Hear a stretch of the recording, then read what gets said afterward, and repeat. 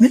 Visakha steel ప్లాంట్లో ఘోర ప్రమాదం, భారీ పేలుడు, ఎగసిపడిన 150 టన్నుల ఉక్కు ద్రావణం, మరో 6గురికి తీవ్ర గాయాలు, 1540 డిగ్రీల వేడితో ఉన్న ద్రవ ఉక్కు పట్టంతో బొగ్గుల్లో మారిన మృతదేహాలు.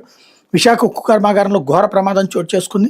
సలసలా మరుగుతున్న ఉక్కు ద్రవం లావాలా ఎగసి కార్మికులపై పట్టడంతో 8 మంది మృతి చెందారు. మరో 6గురు ఒళ్లంతా కాలిపోయి కొన ఊపిరితో కొట్టుమిట్టాడుతున్నారు. సోమవారం సాయంత్రం ఉక్కు కర్మాగారంలోని స్టీల్ మెల్ట్ షాప్ 1లో ఈ ఘోర దుర్ఘటన సంభవించింది. సాయంత్రం ఎస్ఎంఎస్లో 1లో పనిచేయడానికి కార్మికులు వెళ్ళగా ఓకందని విధంగా లాడీలు భారీ శబ్దంతో ఒక్కసారిగా పేలిపోయింది. 1540 డిగ్రీలకు పైగా వేడితో ఉన్న సుమారు 150 టన్నుల ద్రవపు ఒక్కసారిగా మీద పట్టడంతో కార్మికులు తప్పించుకోలేకపోయారు. ఊహించడానికి వీల్లేనంత వేడి ద్రావణం దాటికి అక్కడికక్కడే ప్రాణాలు కోల్పోయారు. కర్మాగారం స్టీల్ మెల్ట్ షాప్ 1లో బ్లాస్ట్ ఫర్నెస్ నుంచి టర్బో లాడీల ద్వారా కన్వర్టర్కి ద్రవ ఉక్కు చేరవేస్తారు. మిశ్రమాలు కలిపిన తర్వాత అక్కడ నుండి లాడీల ద్వారా క్యాస్టింగ్ మిషన్లకు చేరుస్తారు. ఈ విభాగంలో మొత్తం 6 క్యాస్టింగ్ మిషన్లు స్టాండ్స్ ఉంటాయి.